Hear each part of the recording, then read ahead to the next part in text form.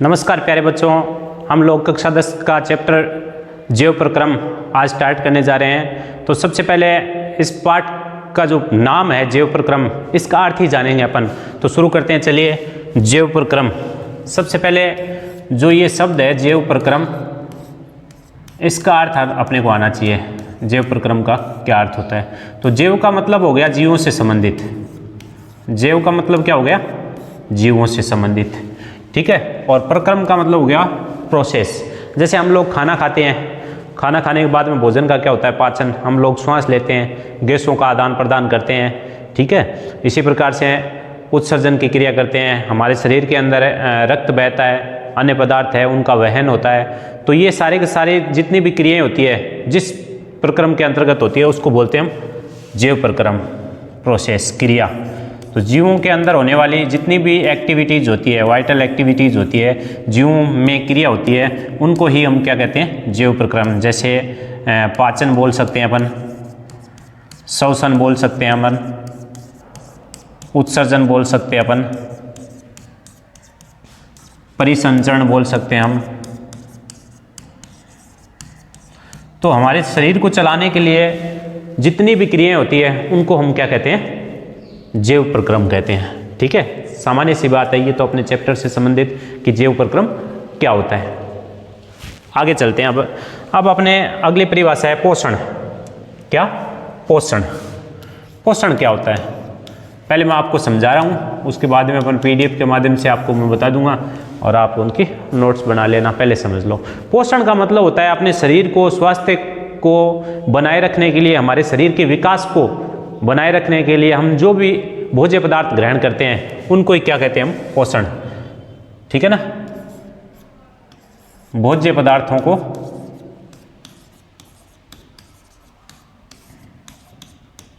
को ग्रहण करना पोषण कहलाएगा। क्यों करते हैं हम पोषण? ताकि हमारा शरीर स्वस्थ रहे, हमारा स्वास्थ्य अच्छा रहे, हमारा शरीर है वृद्धि कर सके। इनको कि इसके लिए हम क्या करते हैं?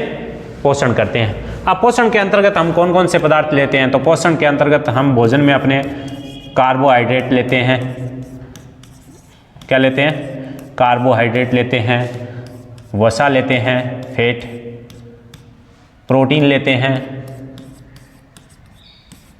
इसके अलावा विटामिन लेते हैं, खनिज लवण लेते हैं, खनिज लवण लेते हैं, ठीक है ना। तो सबसे पहले पोषण की परिभाषा आ गई कि हमारे शरीर को स्वस्थ बनाए रखने के लिए, हमारे शरीर के विकास के लिए हम जिन भोज्य पदार्थों का ग्रहण करते हैं, जिन भोज्य पदार्थों को ग्रहण करते हैं वो पोषण कहलाता है। पोषण के अंतर्गत हम कार्बोहाइड्रेट है, वसा है, प्रोटीन है, विटामिन है, खनिज लवण है, इनको ग्रहण करते हैं। अब बात आती है कि पोषण कितने प्रकार का होता है? पोषण कितने प्रकार का होता है? तो पोषण मेनली दो प्रकार का पढ़ेंगे अपन। कितने प्रकार का? दो प्रकार का। एक तो पढ़ेंगे हम स्वपोषी पोषण, स्वपोषी पोषण,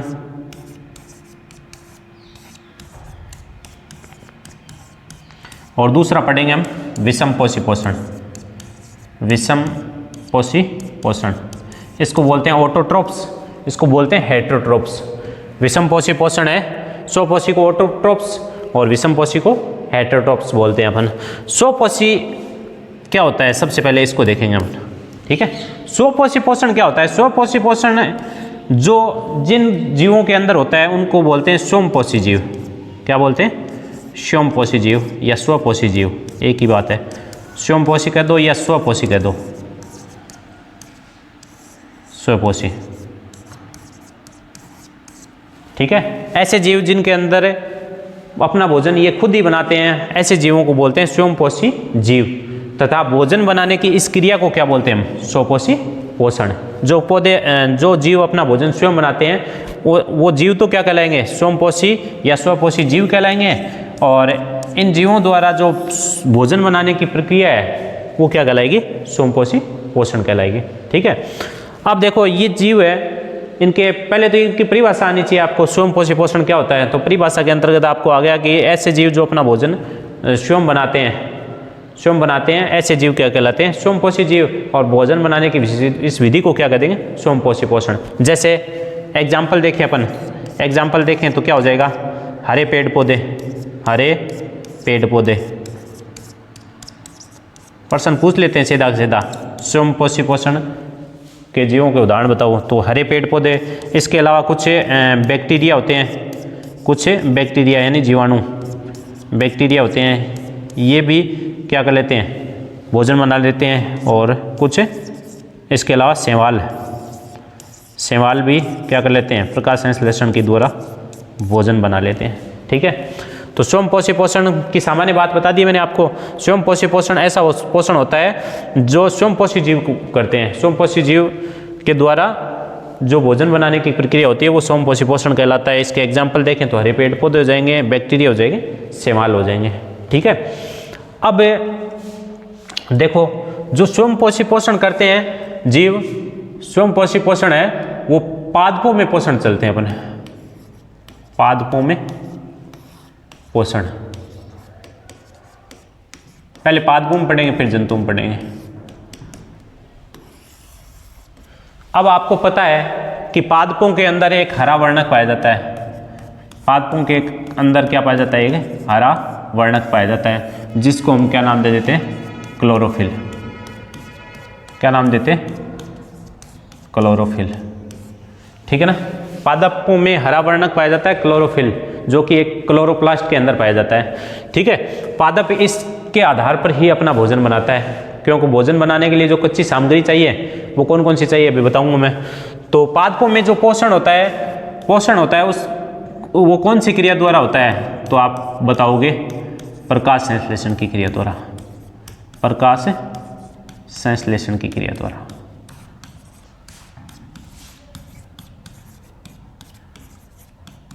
और प्रकाश संश्लेषण की क्रिया है वो पादप में कौन से भाग में होती है? आपसे पूछ ले तो आप कहोगे पत्ती के अंदर। किसके अंदर? लीफ में, पत्ती में। ठीक है, प्रकाश संश्लेषण को फोटोसिंथेसिस भी बोलते हैं अपन।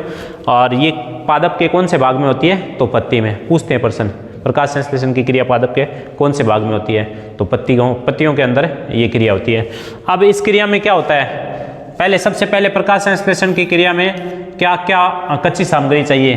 तो कच्ची सामग्री इसमें क्या क्या चाहिए अपने को पादप को भोजन बनाने के लिए? कच्ची सामग्री। तो कच्ची सामग्री एक तो चाहिए उनको CO2। क्या चाहिए? CO2। एक चाहिए उनको जल, एक चाहिए उनको क्लोरोफिल, क्लोरोफिल। और क्या चाहिए? सूर्य का प्रकाश। ठीक है, पादपों को ये सामग्री चाहिए। CO2 कहाँ से मिल जाती है उनको? वातावरण से। कहाँ से मिलेगी? वातावरण से। जल जड़ों द्वारा जमीन से ग्रहण कर लिया जाता है, जड़ों द्वारा। क्लोरोफिल पत्तियों में पाया जाता है हरे वर्ण के रूप में। और सूर्य का प्रकाश भी सूर्य देवता से मिल जाता है, सूर्य से। ये सारे के सारे मिल जाते हैं तो पादप क्या कर लेता है? भोजन बना लेता है। क्या कर लेता है? भोजन। जिसमें क्या होता है, मान लो ये CO2 है, उसको पादप ने पानी ग्रहण किया, CO2 ग्रहण किया, पानी ग्रहण किया, ये आपका आ गया सूर्य का प्रकाश यानी सनलाइट। ये क्लोरोफिल हो गया, तो ये बना लेगा glucose C6H12O6 plus oxygen gas बन जाएगी, प्लस जल प्लस उष्मा, ये बन जाएगा। यहाँ पे इसके अणु कर दो आप 12, इसके 6 कर दो, तो ये हो जाएगा आपका 6 और 6। ठीक है, C6H12O6 प्लस 6CO2 6H2O, तो ये ऑक्सीजन 6 दूनी 12 और 6 18। इधर कितने हो गए? 12 और 12 24। तो इधर कितने हो गए? 12 और 12 24। ठीक है, तो ये आपका सूर्य जो प्रकाश संश्लेषण की समीकरण है वो इस प्रकार से होती है आपकी संपन्न। ठीक है, तो प्रकाश संश्लेषण की क्रिया कहाँ होगी? पत्ती में। प्रकाश संश्लेषण की क्रिया के दौरान कच्ची सामग्री क्या क्या चाहिए?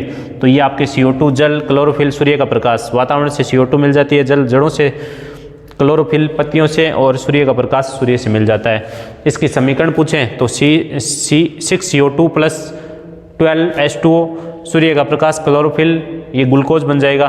ठीक है, अभी मैं और बताता हूँ आपको। अब क्या होता है, अगले स्लाइड में देखते हैं अपन कि जो प्रकाश संश्लेषण की क्रिया होती है, प्रकाश संश्लेषण की क्रिया में प्रकाश संश्लेषण की घटनाएं होती है, वो अपने परीक्षा में पूछते हैं। प्रकाश संश्लेषण की घटनाएं, प्रकाश संश्लेषण की घटनाएं।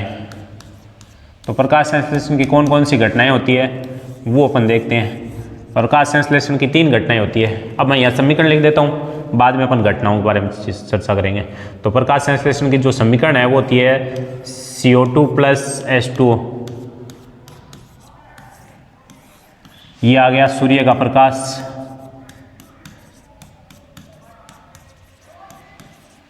और ये आपका क्लोरोफिल,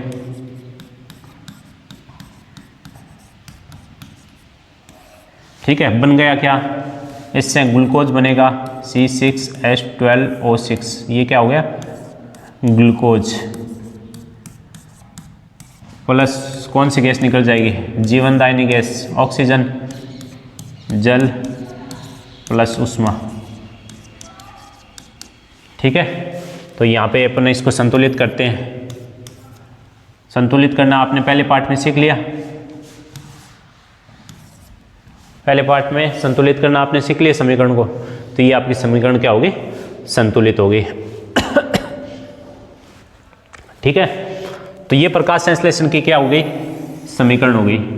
अब इसमें 3 घटनाएं होती है प्रकाश संश्लेषण। इसमें नाम बता दूं इसका नाम आपको पता है सबको, कार्बन डाइऑक्साइड, कार्बन डाइऑक्साइड सबको पता है। ये क्या है, जल, ये क्या है, ग्लूकोज, ये कौन है, ऑक्सीजन, ये जल, और ये उष्मा। अपन यूं कहें कि ये कैसे पदार्थ है, अकार्बनिक पदार्थ। कैसे पदार्थ है, अकार्बनिक पदार्थ। ये कौन से पदार्थ है, अकार्बनिक पदार्थ।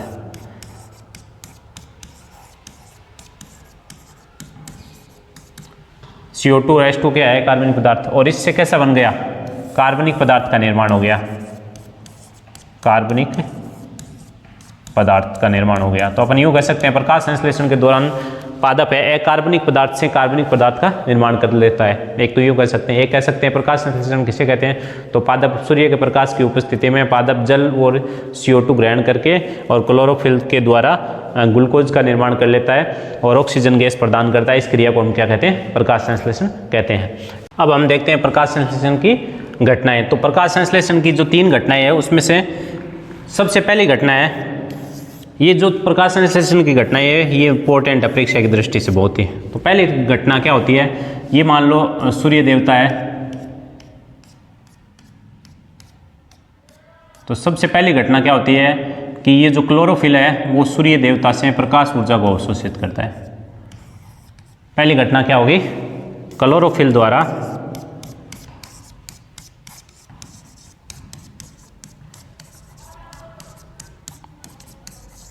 सूर्य से प्रकाश ऊर्जा अवशोषित करना।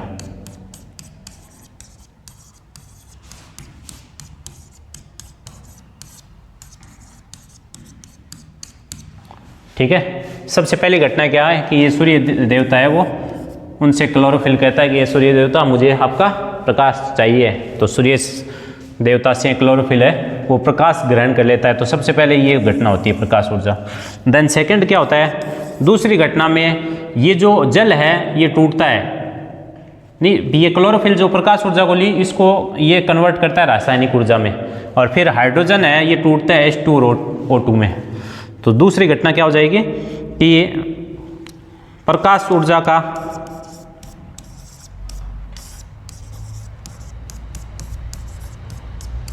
रासायनिक ऊर्जा में रूपांतरण,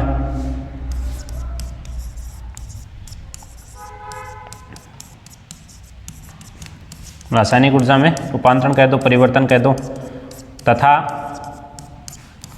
जल द्वारा H2O2 में टूटना।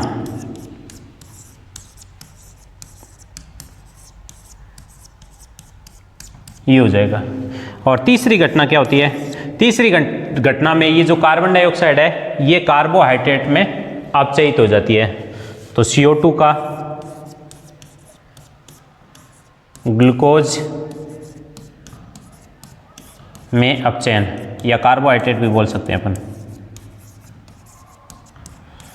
एग्जाम में बहुत बार पूछा हुआ प्रश्न है, ये इंपॉर्टेंट क्वेश्चन है और सीधा 3 नंबर का क्वेश्चन पूछ लेते हैं कि प्रकाश संश्लेषण के दौरान होने वाली घटनाएं बताइए। तो सबसे पहली घटना है क्लोरोफिल द्वारा सूर्य के प्रकाश ऊर्जा को अवशोषित करना।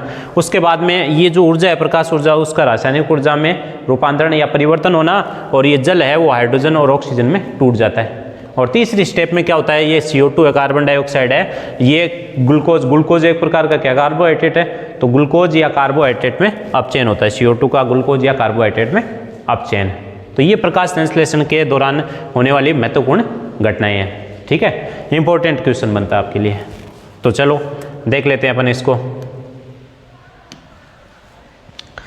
आपका चैप्टर क्या कहता है? जैव प्रक्रम। सबसे पहले जैव प्रक्रम की क्या परिभाषाएं हैं? तो वे सभी प्रक्रम जो जीवों के जीवन को बनाए रखने के लिए आवश्यक होते हैं, जैसे जैव प्रक्रम कहते हैं। जितने भी, जैसे पाचन है, शोषण है, उत्सर्जन है, वृद्धि है, संवहन है, ये सारे के सारे क्या कहलाते हैं? जैव प्रक्रम के अंतर्गत आते हैं। उसके बाद में आता है अपना पोषण।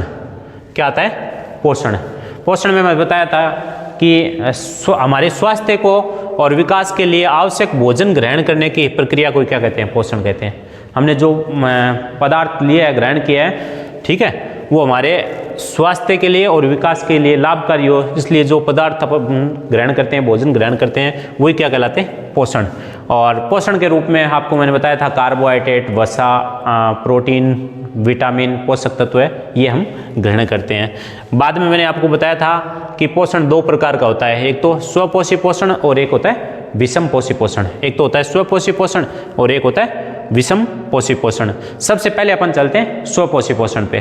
तो परिभाषा के रूप में मैंने बता दिया कि वे जीव जो अपना भोजन स्वयं बनाते हैं उन्हें स्वपोषी जीव कहते हैं। जो अपना भोजन खुद बनाते हैं वो स्वयंपोषी जीव कहलाते हैं, और ऐसे पोषण को स्वयंपोषी पोषण कहते हैं। ऐसे पोषण को हम क्या कहेंगे? स्वयंपोषी पोषण कहेंगे। जैसे इनका उदाहरण पूछ लिया आपसे, उदाहरण पूछ सकता है सीधा स्वपोषी पोषण का, तो हरे पेड़ पौधे, कुछ प्रोटिस्टा जंतु, बैक्टीरिया, कई शैवाल भी आते हैं इसके अंतर्गत। तो ये सारे के सारे क्या आ गए? स्वपोषी पोषण में। ये क्या करते हैं? अकार्बनिक कच्ची सामग्री से कार्बनिक पदार्थ, बताया था ना मैंने, अकार्बनिक पदार्थों से क्या बनाते हैं? कार्बनिक पदार्थ का निर्माण करते हैं। अब अपन पढ़ेंगे पेड़ पौधों में पोषण। पेड़ पौधों में पोषण। तो पेड़ पौधों में प्रकाश संश्लेषण की क्रिया द्वारा अपना भोजन बनाते हैं। पेड़ पौधे कौन सी क्रिया द्वारा बताते हैं? मैंने बताया था आपको, प्रकाश संश्लेषण द्वारा। अर्थात प्रकाश संश्लेषण में प्रकाश ऊर्जा की सहायता से अकार्बनिक पदार्थों से कार्बनिक पदार्थ बनता है। अकार्बनिक पदार्थों से, और अभी मैंने ग्लूकोज बनाया था तो क्या बन गया? कार्बनिक पदार्थ का निर्माण होता है। अब यहाँ पे ये 2 नोट है, ये इंपॉर्टेंट है हमारे लिए, कि पादपों में जो कार्बोहाइड्रेट तुरंत काम में नहीं आते हैं, ये कार्बोहाइड्रेट बन गया कार्बनिक पदार्थ, जो काम में नहीं आते हैं वो पौधों के अंदर संचित हो जाते हैं। किस रूप में? मंड या स्टार्च के रूप में। यानी पादपों के अंदर जो संचित भोजन होता है वो मंड या स्टार्च होता है। ये 1 नंबर का प्रश्न सीधा पूछ सकता है। अर्थात पादपों में संचित भोजन मंड या स्टार्च होता है। ये पादपों के अंदर संचित होता है। वैसे हमारे अंदर भी, मानव के अंदर भी अतिरिक्त ऊर्जा को ग्लाइकोजन के रूप में संचित कर लिया जाता है। जितनी ऊर्जा की हमें आवश्यकता थी वो तो काम में आ गई। एक्स्ट्रा जो एनर्जी है, एक्स्ट्रा जो हमारे अंदर है ऊर्जा है, उसको संचित किया जाता है हमारे लीवर के अंदर या हमारी मसल्स के अंदर। तो ये हमारा जो संचित भोजन होता है वो ग्लाइकोजन होता है। तो यहाँ पे 2 प्रश्न बन गए आपका। एक तो पादपों के अंदर संचित भोजन क्या हो गया? मंड या स्टार्च। और हमारे अंदर जो संचित भोजन है वो क्या हो गया? मानव के अंदर ग्लाइकोजन। ग्लूकोज कन्वर्ट हो जाता है किसमें? ग्लाइकोजन में। और ये हमारी जो लीवर होती है या फिर हमारी जो मसल्स होती है, पेशियाँ होती हैं, उनके अंदर ये जमा हो जाता है। समझ में आ गई इतनी बात? उसके बाद में आता है प्रकाश संश्लेषण की क्रिया। प्रकाश संश्लेषण की क्रिया द्वारा पादप अपना भोजन बनाते हैं, और प्रकाश संश्लेषण की क्रिया पादप में कहाँ होती है? पत्तियों में होती है। अब प्रकाश संश्लेषण पढ़ेंगे अपन। तो प्रकाश संश्लेषण को मैंने बताया था कि भोजन बनाने के लिए निम्नलिखित सामग्री की आवश्यकता होती है। Number 1 chlorophyll. कहाँ पाया जाता है? ये पौधों की पत्तियों में पाए जाने वाला एक वर्णक है। नंबर 2 जल और खनिज लवण, जो कहाँ से मिल जाएंगे? जड़ से। नंबर 3 प्रकाश वो सूर्य देवता से, और CO2 कहाँ से मिल जाएगी, वायुमंडल से। इतनी हो गई। उसके बाद में हमने पढ़ा प्रकाश संश्लेषण की घटनाएं।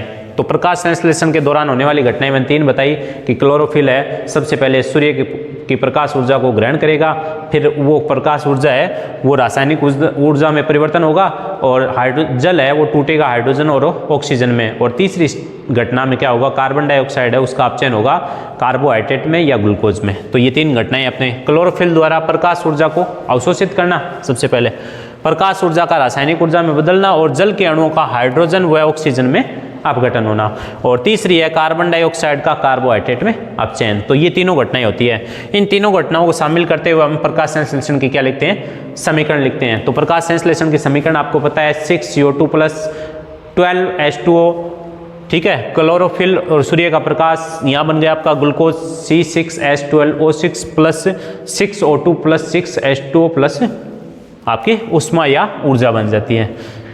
फिर उसके बाद में आता है आपका रंध्र। यहाँ पे ऊर्जा नहीं, उष्मा नहीं बनती है, सॉरी, उष्मा उसमें श्वसन में बनती है, ठीक है ना, उष्मा नहीं बनेगी। ये बनेगा आपका ग्लूकोज, क्योंकि दहन करते हैं ना अपन, तब बनती है उष्मा।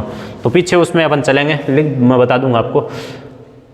तो ये आपका प्रकाश संश्लेषण की क्या होगी, समीकरण होगी, प्रकाश संश्लेषण की समीकरण होगी। अब अपन चलते हैं द्वार इस पे, रंध्र पे। किस पे चलेंगे, रंध्र पे। रंध्र में अपन परिभाषा देख लेंगे, इसके डायग्राम देख लेंगे, उसके खुलने और बंद होने की क्रियाविधि देख लेंगे। तो देखो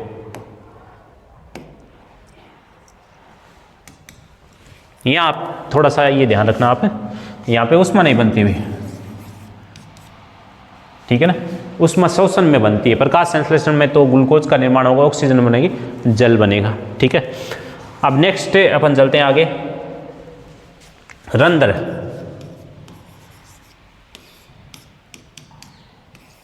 स्टोमेटा, ठीक है। रंध्र क्या होते हैं, पादपों में जो पत्तियां होती है, उन पत्तियों के अंदर क्या होती है, पत्तियों के अंदर पत्ती में छोटे छोटे छिद्र पाए जाते हैं। पादपों की पत्तियों में छोटे छोटे क्या पाए जाते हैं, छिद्र पाए जाते हैं। उन छिद्रों को क्या कहेंगे, हम रंध्र कहेंगे। पत्तियों में छोटे छोटे छेद पाए जाते हैं, छिद्र पाए जाते हैं। महीना आप देख लेना किसी पादप की पत्तियां तोड़ के, उनके अंदर छोटे छोटे अपने को छेद मिलेंगे, छिद्र मिलेंगे, ठीक है ना।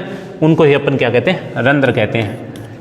काम क्या है, तो पादपों के अंदर ये इनका कार्य क्या है, इनका कार्य है 1 नंबर गैसों का आदान, सीधा पूछ लेते हैं कई बार, गैसों का आदान प्रदान करना। गैसों का आदान प्रदान करने का काम करता है, ठीक है। गैसों का आदान प्रदान करना, और वाष्पोत्सर्जन की क्रिया भी इसके द्वारा ही होती है। वाष्पोत्सर्जन, वाष्पोत्सर्जन की क्रिया करना, ठीक है ना। तो ये रंध्रों का कार्य है। तो आपसे पूछ ले रंध्र किसे कहते हैं, तो पत्तियों के अंदर छोटे छोटे छिद्र पाए जाते हैं, जिनको हम क्या कह देंगे, रंध्र कह देंगे। और काम क्या है इनका, तो ये एक तो गैसों का आदान प्रदान करते हैं। पादप है, हमें कौन सी गैस देते हैं, ऑक्सीजन। वो ऑक्सीजन रंध्रों के द्वारा बाहर आती है। हम लोग कौन सी गैस छोड़ते हैं, कार्बन डाइऑक्साइड।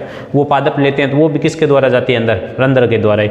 और दूसरी वाष्पोत्सर्जन की क्रिया होती है। पादपों के अंदर जब अतिरिक्त जल आता है तो वो वाष्प के रूप में बाहर निकल जाता है, तो वो क्रिया भी रंध्रों के द्वारा ही संपन्न होती है। अब अपने सामने 2 डायग्राम आएंगे, एक तो खुला रंध्र का, खुला रंध्र, और एक बंद रंध्र।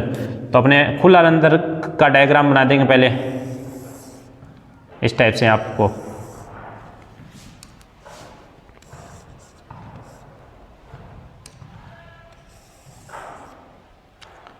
ये आपका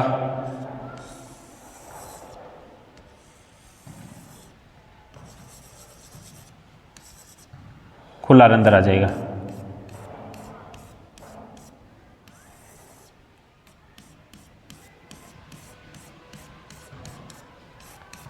क्या आ जाएगा, ये खुला रंध्र।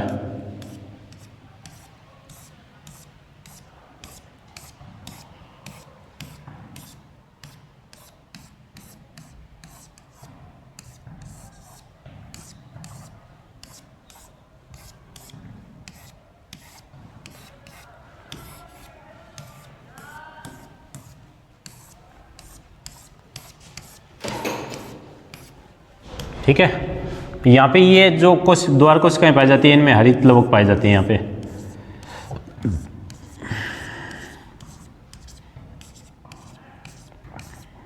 यहाँ पे हरित लवक पाए जाते हैं।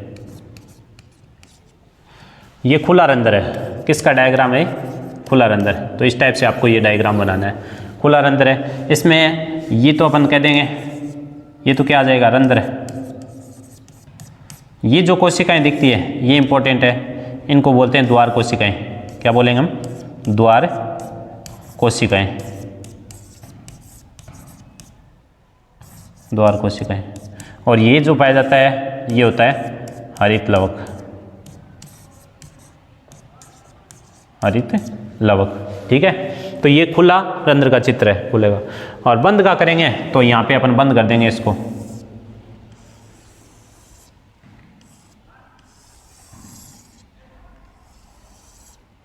ये रंध्र यहाँ से क्या हो जाएगा?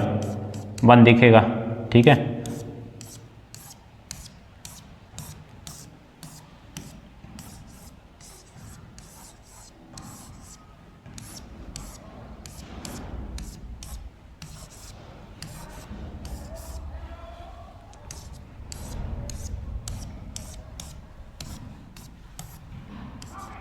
ये हरित लवक आ जाएगा।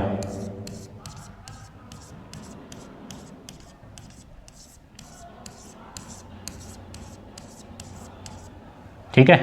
तो ये क्या आ गई? द्वार कोशिकाएं। द्वार कोशिका, ये वही हरित लवक हो गए, द्वार कोशिका हो गई। और ये बंद रंध्र। कैसा रंध्र है?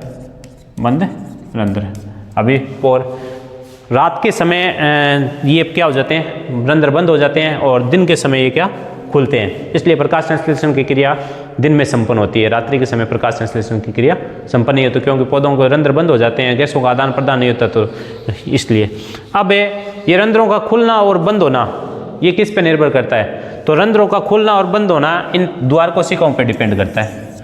रंध्रों का खुलना और बंद होना किस पे डिपेंड करेगा? द्वार कोशिकाओं पे। कैसे? जब इन द्वार कोशिकाओं के अंदर जल अंदर चला जाता है तो द्वार कोशिकाएं क्या होती है? फूल जाती है, प्रेशर बढ़ता है। प्रेशर बढ़ेगा तो ये रंध्र होते हैं वो खुल जाते हैं। द्वार कोशिकाओं पे ये रंध्र क्या हो जाते हैं? खुल जाते हैं। तो अपन कहेंगे द्वार कोशिकाओं का ये रंध्र का खुलना या बंद होना द्वार कोशिकाओं पर निर्भर करता है। जब द्वार कोशिकाओं में जल अंदर प्रवेश कर जाता है तो द्वार कोशिकाएं फूल जाती है, रंध्र खुल जाता है। इसी प्रकार से जब द्वार कोशिकाओं में जल बाहर निकल जाता है तो ये क्या होते हैं? द्वार कोशिकाएं सिकुड़ जाती है और रंध्र बंद हो जाता है, ठीक है। तो ये आपको इसकी क्रियाविधि ध्यान रखनी है। रंध्रों का परिभाषा हो गई, पत्तियों में छोटे छोटे छिद्र पाए जाते हैं। रंध्र काम गैसों का आदान प्रदान करना, वाष्पोत्सर्जन की क्रिया करना। फिर अपन ने डायग्राम बना दिया खुले का और बंद का, और खुला रंध्र और बंद रंध्र है उसके डायग्राम बना दिया और इसकी क्रियाविधि बता दी कि रंध्रों को खुलना और बंद होना द्वार कोशिकाओं पर निर्भर करती है। जब द्वार कोशिकाओं में जल प्रवेश कर जाता है द्वार कोशिकाएं फूल जाती है और रंध्र क्या हो जाता है? खुल जाता है, ठीक है। इसी प्रकार से जब द्वार कोशिकाओं से जल बाहर निकल जाता है तो द्वार कोशिकाएं क्या होती है? सिकुड़ जाती है और आपका रंध्र क्या हो जाता है? बंद हो जाता है, ठीक है। ये आपके रंध्र की कहानी आ गई। अब एक डायग्राम आता है पत्ती का, और परीक्षा में पूछते हैं पत्ती की काट का नामांकित चित्र। पत्ती की काट का नामांकित चित्र।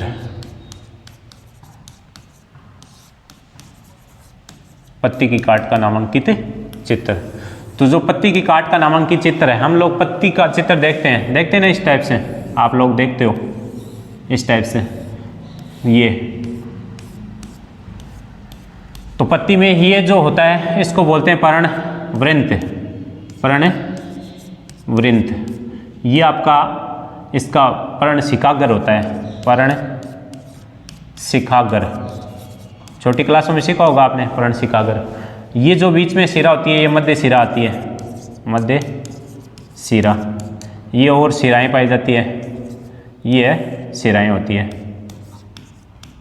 शिराएं होती हैं, ठीक है। और ये पूरा का पूरा ये भाग होता है ये पर्णपटल कहलाता है। तो इसका अपने को नामांकित काट का चित्र बनाना है। तो इसका चित्र बनाने के लिए अपने को सामान्य सा इस टाइप से बनाना है। देखो इस टाइप से ये ऊपर की अपने बाह्य त्वचा बना दी, इसके ऊपर क्यूटिकल की एक परत भी पाई जाती है।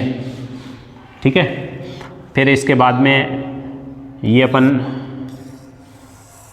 कोशिकाएं बना देते हैं, इधर बना देते हैं, ये कोशिकाएं बना दी। ठीक है,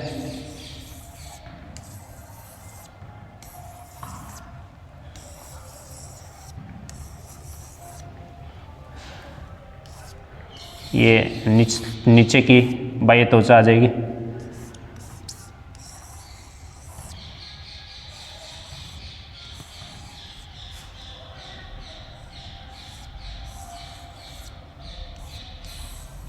इस टाइप से।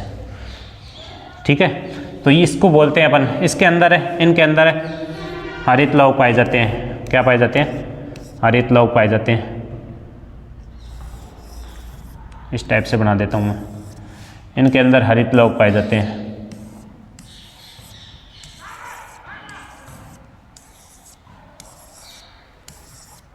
तो यहाँ पे ये हरित लवक पाए जाते हैं आपके। क्लोरोफिल है पत्तियों में, बीच बीच में पाए जाते हैं ये। इस टाइप से आप बना दोगे।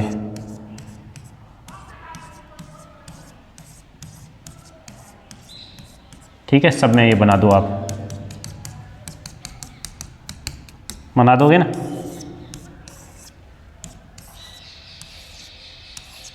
यहाँ पे हरित लवक बना देना सब में। तो ये आपके हो गए क्यूटिकल, यहाँ पर क्यूटिकल, ये ऊपरी बाह्य त्वचा, ऊपरी बाह्य त्वचा, अपर एपिडर्मिस बोलते हैं, बाह्य त्वचा। ठीक है, ये हो गया हरित लवक। बीच में ये वायुकोश पाए जाते हैं इनके अंदर। ये क्या है? वायुकोश, एयर चैम्बर होते हैं वायुकोश। इसको अपन रंध्र कह सकते हैं। ये रंध्र दिखाया है। तो रंध्र के पास ये कौन सी कोशिकाएं गई? द्वार कोशिकाएं, द्वार कोशिकाएं। ये निचली बाह्य त्वचा हो जाएगी। ठीक है, तो इस टाइप से आप पत्ती की काट का नामांकित चित्र बनाइए। कोई जरूरी नहीं कि मैंने 2 बनाए, आप 3 बना दो, 4 बना दो, उससे कोई फर्क नहीं पड़ता। लेकिन ये पत्ती की काट का जो नामांकित चित्र है, इनको और बना देंगे अपन ऐसे। पत्ती की काट का क्या है? नामांकित चित्र है। ठीक है, तो इस टाइप से ये आपको बनाना है कि क्यूटिकल आगे, ऊपरी बाह्य त्वचा, हरित लवक आगे, बीच में वायुकोश आगे, ये द्वार कोशिकाएं आगे, ये रंध्र आ गया। तो पत्ती की काट का नामांकित चित्र एग्जाम में पूछा हुआ है, ये भी इंपॉर्टेंट है। ठीक है, तो ये अपन देखते हैं स्लाइड के माध्यम से। देखो, ऊपर तक देख लिया था अपन, अब अपन चलते हैं रंध्र पे। रंध्र पे अपने को बताया था कि पेड़ पौधों की पत्तियों पर बहुत सारे छोटे छोटे क्या पाए जाते हैं? छिद्र होते हैं, उन्हें ही हम क्या कहते हैं? रंध्र कहते हैं। कार्य क्या है इनका? एक तो गैसों का आदान प्रदान। कौन सी गैसें? ऑक्सीजन और कार्बन डाइऑक्साइड। फिर वाष्पोत्सर्जन की क्रिया है या प्रक्रिया है, वो इसी के द्वारा संपन्न होती है। ये जो डायग्राम मैंने बताया था आपको, ये डायग्राम बताया था कि ये खुला रंध्र है, ये द्वार कोशिकाएं होगी, ये रंध्र हो गया खुला हुआ, और ये बीच बीच में इसमें हरित लवक पाए जाते हैं। इसी प्रकार से ये द्वार कोशिकाएं आ गई, ये रंध्र बंद आ गया, हरित लवक आ गया। तो ये बंद रंध्र, ये इनकी क्रियाविधि। तो रंध्रों का खुलना और बंद होना द्वार कोशिकाओं पर निर्भर करता है। द्वार कोशिकाओं में जब जल अंदर जाता है तो वे फूल जाती है और रंध्र खुल जाता है। फूल और खुल, जब द्वार कोशिकाओं में जल जाता है तो वो फूल जाती है, रंध्र खुल जाता है। इसी प्रकार जल बाहर निकलता है तो वे सिकुड़ती है और रंध्र बंद हो जाता है। ठीक है, तो ये अपना रंध्रों का कहानी होगी। उसके बाद में आपको मैंने बताया था पत्ती की अनुप्रस्थ काट का नामांकित चित्र। तो ये इंपॉर्टेंट है। ये पर्णपटल हो गया, ये सिराएं हो गई, बीच में ये मध्य सिरा हो गई, और ये उत्तक हो गया, जाइलम फ्लोएम इसमें पाए जाते हैं। ये आपको इसकी काट का चित्र है, आपको बनाना है। ऊपर देखो क्यूटिकल की परत वो बना दी, ये ऊपरी बाह्य त्वचा आ गई, फिर ये कोशिकाएं जिसमें बीच में हरित लवक पाया जाता है, ये बीच में वायुकोश आ गए, ये द्वार कोशिकाएं आ गई, और ये कौन आ गया? रंध्र। ये डायग्राम मैंने बना के अभी आपको बताया। आप 2 बार 3 बार अभ्यास करोगे, इतने में आपका ये हो जाएगा। ठीक है,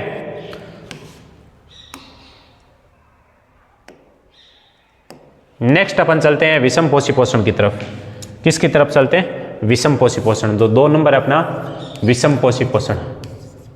विषम पोषी पोषण। विषम पोषी पोषण क्या होते हैं? ये अपना भोजन खुद नहीं बनाते हैं, ये प्रत्यक्ष या अप्रत्यक्ष रूप से भोजन के लिए निर्भर रहते हैं। प्रत्यक्ष या अप्रत्यक्ष रूप से निर्भर रहते हैं, ठीक है ना, दूसरे जीवों पर। तो ये पोषण है, ऐसा पोषण है जिसमें पादप अपना भोजन स्वयं नहीं बनाते हैं, भोजन के लिए दूसरों पर निर्भर रहते हैं, प्रत्यक्ष या अप्रत्यक्ष रूप से। तो ऐसे पोषण को हम क्या कहते हैं? विषम पोषी पोषण कहते हैं। क्या कहेंगे? विषम पोषी पोषण। समझ गए? स्वयं पोषी पोषण में तो पादप अपना भोजन क्या बनाते हैं? स्वयं बनाते हैं, उसको अपन ने स्वयं पोषी पोषण कह दिया। विषम पोषी पोषण में पादप अपना भोजन स्वयं नहीं बनाते, वो भोजन के लिए दूसरे जीवों पर प्रत्यक्ष या परोक्ष रूप से, प्रत्यक्ष या अप्रत्यक्ष रूप से वो क्या होते हैं? निर्भर रहते हैं। उसको बोलते हैं विषम पोषी पोषण। जैसे मानव आ गया, हम लोग आ गए ना, इसी प्रकार से जैसे आपके कवक आ गया, कुछ जीव आ गए, मानव आ गए, कवक आ गया जी। इसको अपन मुख्यतः देखें तो विषम पोषी पोषण है वो अपने 3 प्रकार का होता है। विषम पोषी पोषण कितने प्रकार का होता है? 3 प्रकार का होता है। एक तो प्राणीसम विषम पोषी पोषण, एक होता है आपका मृतजीवी विषम पोषी पोषण, और एक होता है परजीवी विषम पोषी पोषण। परजीवी, ठीक है ना। प्राणीसम, मृतजीवी और परजीवी। प्राणीसम मतलब प्राणी के समान, जैसे हमारे समान, प्राणी के समान। इसमें क्या होता है? भोजन की क्रिया के बाद में पाचन की क्रिया शरीर के अंदर होती है, शरीर के अंदर पाचन की क्रिया होती है। तो ये क्या कहलाता है? पोषण, प्राणीसम पोषण। मृतजीवी में क्या होते हैं? ये मृत या सड़े गले पदार्थों, मृत या सड़े गले पदार्थों से अपना भोजन प्राप्त करते हैं, वो हो गया मृतजीवी पोषण। और परजीवी क्या होते हैं? परजीवी पैरासाइट बोलते हैं जिनको। ये एक तो अंतः परजीवी होता है और एक बाह्य परजीवी होता है। बाह्य मतलब शरीर के बाहर, जैसे जूं है वो शरीर के बाहर रहती है, प्राणी को बिना मारे हुए, उनको मारती नहीं है, उनसे भोजन अवशोषित करती रहती है। और शरीर के अंदर है, जैसे लीवर फ्लूक है, ये अंतःपरजीवी के रूप में रहता है, शरीर में आंतों के अंदर चिपका रहता है, ये पोषण प्राप्त करता रहता है। तो ये सारे के सारे क्या है? प्रत्यक्ष या अप्रत्यक्ष रूप से भोजन के लिए निर्भर रहते हैं। तो ऐसे पोषण, इनके द्वारा जो पोषण किया गया वो पोषण क्या कहलाएगा? विषम पोषी पोषण। समझ में आ गई बात? चलते हैं आगे। देखो, इसके बाद में है अपने अमीबा में पोषण। एक अमीबा में पोषण, अमीबा में पोषण आपके सिलेबस में जो पोषण दिया हुआ है वो अमीबा में पोषण दिया है। अमीबा कैसा है? एक कोशिकीय जीव है, एक कोशिकीय जीव। आपको 1 नंबर का प्रश्न भी पूछ सकता है कि 2 एक कोशिकीय जीवों के नाम बताओ। तो जैसे अमीबा है, पैरामीशियम है, यूग्लिना है, ये सारे के सारे कैसे जीव होते हैं? एक कोशिकीय जीव होते हैं, ठीक है ना। तो आपको ध्यान रखना है, ये एक कोशिकीय जीव है। अमीबा, पैरामीशियम, यूग्लिना, इनके उदाहरण आपसे पूछ सकता है परीक्षा में, बोर्ड परीक्षा में पूछा हुआ प्रश्न है कि 2 एक कोशिकीय जीवों के उदाहरण बताइए, ठीक है। तो अमीबा कैसा जीव है? एक कोशिकीय, और ये प्रोटोजोआ का सदस्य है। प्रोटोजोआ का, किसका सदस्य है? प्रोटोजोआ, जो जल में पाया जाता है। प्रोटोजोआ का सदस्य और जल में पाया जाता है ये अमीबा। अब इसकी खास बात क्या है? इसकी जो आकृति है वो अनिश्चित होती है। ये अभी ऐसे बना लिया, थोड़ी देर में ये अपने शरीर को बदल के और इस टाइप से बना लेगा। तो इसकी आकृति कोई निश्चित नहीं होती है, आकृति इसकी बदलती रहती है, ठीक है ना। इस टाइप से इसका शरीर होता है। अब अपने को तो इसमें क्या पढ़ना है? अमीबा में पोषण पढ़ना है। तो अमीबा में पोषण में क्या होता है? देखो, मैं इसको डायग्राम के थ्रू बता रहा हूँ। ये सबसे पहली स्टेप में मैं क्या करता हूँ, ये अमीबा है, ठीक है। अमीबा के पास यहाँ भोजन आया, ये मान लो कोई भोजन का कण है जो अमीबा के पास आया, तो अमीबा के पास आते ही अमीबा क्या करता है, अपने शरीर में से और इस टाइप से और एक आकृति बनाता है इस टाइप से, इन और भोजन को इस आकृति के अंदर ऐसे आ जाता है, जहाँ भी भोजन आ रहा है वहाँ बना लेता है। इसको बोलते हैं अपन पादाब। क्या बोलते हैं? पादाब या कुटपाद, कुटपाद या सूडोपोडिया भी बोलते हैं। समझ में आया? जैसे अमीबा के पास भोजन आया, अमीबा क्या बना लेता है? पादाब बना लेता है, जो इस टाइप की संरचना होती है, इस टाइप से ये संरचना बना लेता है, उनको बोलते हैं पादाब या कुटपाद। ठीक है, अगली स्टेप में क्या करता है अमीबा? अगली स्टेप में अमीबा ये जो कुटपाद है इसको पूरा का पूरा कवर कर लेता है इस टाइप से और पैक कर लेता है, इसको पैक कर लेता है। यहाँ पे ये भोजन अंदर आ जाता है, इसको बोलते हैं रिक्तिका। क्या बोलते हैं? रिक्तिका। यानी पादाब है वो किस में कन्वर्ट हो गई? रिक्तिका में। पहले भोजन पास में आया, पादाब बन गया, अब पादाब किस में कन्वर्ट हो गया? रिक्तिका में। यानी बंद करके अंदर भोजन को और रिक्तिका बना लेता है, और इस रिक्तिका के अंदर ये भोजन का क्या करता है? पाचन करता है। यानी जो जटिल पदार्थ है उसको सरल पदार्थों में तोड़ने का काम करता है, तो भोजन का पाचन करता है। पाचन होने के बाद में जो अपचित पदार्थ है उनको ये शरीर से क्या कर देता है? बाहर निकाल देता है। शरीर से क्या कर देता है? बाहर निकाल देता है। तो इस टाइप से अमीबा में पोषण की प्रक्रिया होती है। समझ गए? सामान्य सी प्रक्रिया है। अमीबा के पास जैसे भोजन पास में आता है, अमीबा पादाब या कुटपाद बना के उसको घेर लेता है, इस प्रकार से वो शरीर के अंदर ले लेता है, रिक्तिका बन जाती है। रिक्तिका के अंदर जटिल पदार्थ है उनका सरल पदार्थों में क्या होता है? पाचन होता है, और अपचित जो पदार्थ है उनको वो शरीर से बाहर निकाल देता है। तो देखिए, इसको अपन PDF के माध्यम से देख लेते हैं। देखो, ये आपका हो गया। उसके बाद में क्या है? विषमपोषी पोषण।